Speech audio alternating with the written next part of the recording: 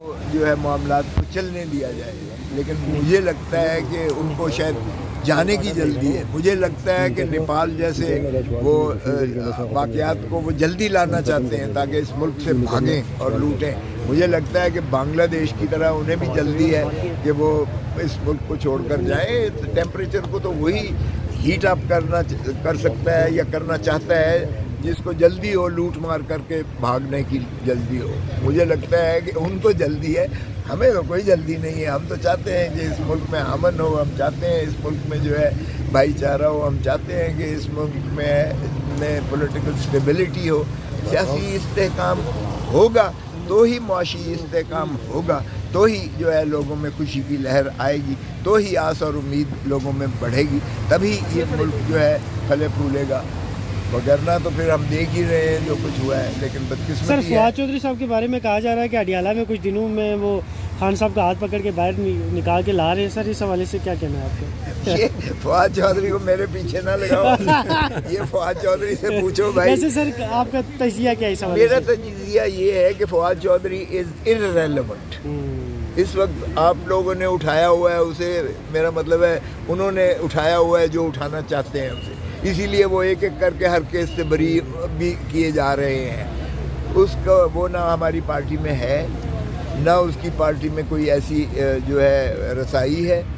میں نے تو 2 مرتبہ کوشش کی شاہ محمود قریشی سے ملنے کی ہسپتال میں، حالانکہ میں MNA بھی ہوں، میرا وسیب کا بھی ہے، میرا اس سے تعلق بھی ہے، مجھے تو ملنے نہیں دیا گیا۔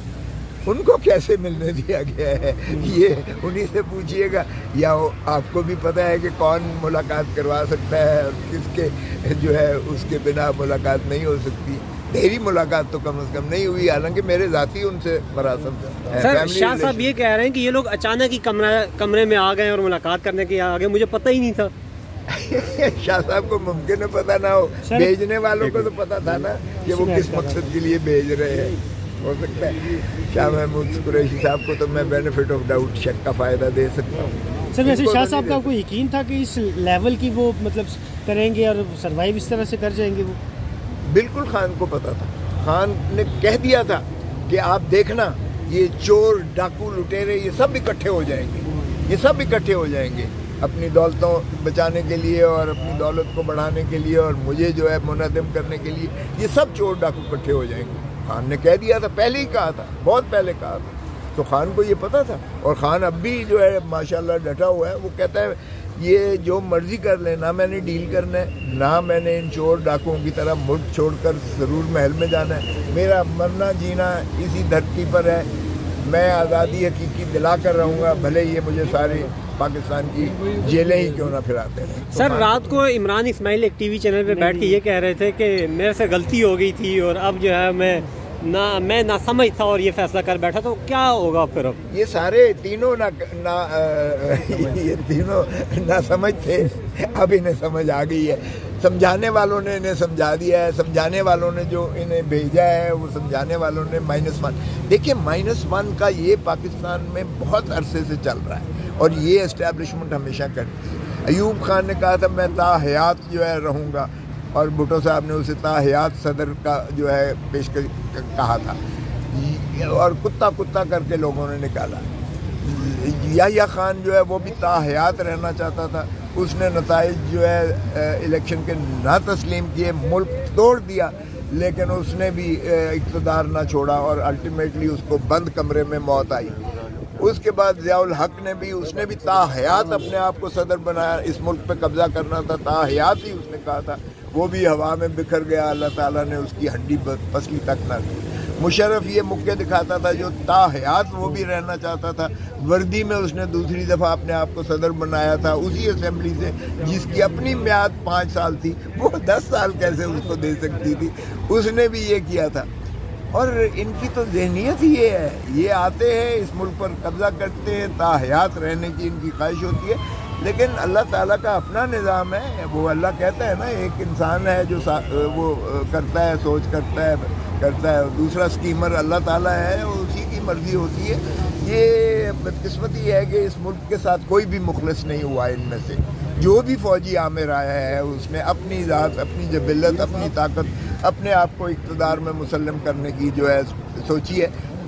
یہ پاکستان کو اور دھرتی ماں کی عظمتوں کا اس نے نہیں سوچا ہے. 25 کروڑ عوام بلک رہی ہے اس وقت. 25 کروڑ عوام کو کیڑا مکوڑا سمجھتے ہیں. آپ نے ان کے مینڈیٹ پر ڈاکہ مار کر آپ نے آئین کے ساتھ غداری کی ہے. تو اس کا تو انشاءاللہ تاریخ. صاحب آخری سوال ہے. 26 نومبر گزشتہ سال آپ نے خبر دی تھی کہ خان صاحب کی رہائی قریب ہے.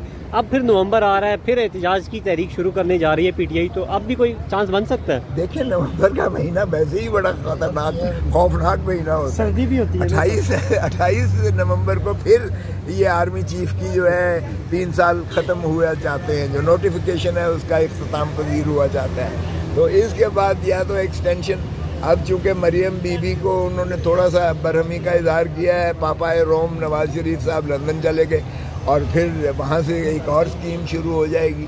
تو یہ ظاہر ہے کہ جب بھی آپ اس طرح کی سچویشن آتی ہے جہاں ایکسٹینشن کی معاملات آتے ہیں, پھر ظاہر ہے کہ بہت ساری قوتیں جو ہے بروئے کار آتی ہیں.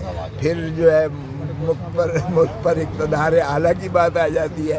اب عوام تو یہاں بدلتی نہیں ہے, حکومتیں بدلنے والے تو کوئی اور ہوتے ہیں. سو اللہ کرے کہ پاکستان کے لیے کوئی بہتری کا راستہ نکلے, لیکن خان ڈٹا ہوا ہے انشاءاللہ. کیا دوبارہ سے کیا مذاکرات کا کوئی دور شروع ہونے جا رہا ہے؟ کبھی بند نہیں ہوتے اور نہ ہوا کرتے ہیں. It's the art of the impossible کو پاسبل بنانا, یہی سیاست ہوتی ہے. ناممکن کو ممکنات بنانا, یہی سیاست ہوتی ہے. تو دیکھیں سیاست میں راستے کھلے ہوتے ہیں. جو پھر دھرتی ماں سے پیار کرتا ہے وہ تو چاہے گا کہ مذاکرات ہوں, کیونکہ الٹیمیٹلی یہ میز پر بیٹھ کر ہی, ٹیبل پر بیٹھ کر ہی یہ فیصلے ہوا کرتے ہیں. جنگوں کے ذریعے فیصلے نہیں ہوا کرتے ہیں. پاکستان نفرتوں کا متحمل نہیں ہے. خدا را ایک چیز آپ ریئلائز کریں, Imran Khan is a reality for Pakistan. Imran Khan اس وقت جو ہے پاکستان کے عوام کی دلوں کی دھڑکن ہے. عمران خان اس وقت پاکستان کا سب سے حد دل عزیز اور مقبول ترین ایک رہبر اور قائد ہے. جب تک آپ اس بات کو تسلیم نہیں کریں گے آپ پھر کسی اور دنیا میں رہتے ہیں. تو عمران خان کے بغیر آپ اس ملک میں جو ہے نہ تو اسٹیبلٹی لا سکتے ہیں اور نہ ہی اس ملک میں جمہوریت چل سکتی ہے, نہ کوئی حکومت چل سکتی ہے. سر آخری سوال لے لیں. خواہش تھی اور آپ نے دیکھا کہ بڑی کوشش کی گئی, مولانا فضل الرحمان سے ملاقاتیں بھی کی گئیں, اور دیکھیں یہ بڑی بدقسمتی ہے, شومی قسمت. پیپلز پارٹی نے یہ تو کہہ دیا کہ آزاد کشمیر میں ہم حکومت بنائیں گے, اور اوپر سے بڑوں کی ملاقات بھی ہو گئی ایوان صدر میں, اور انہوں نے کہہ دیا کہ جی ہم عدم اعتماد کے لیے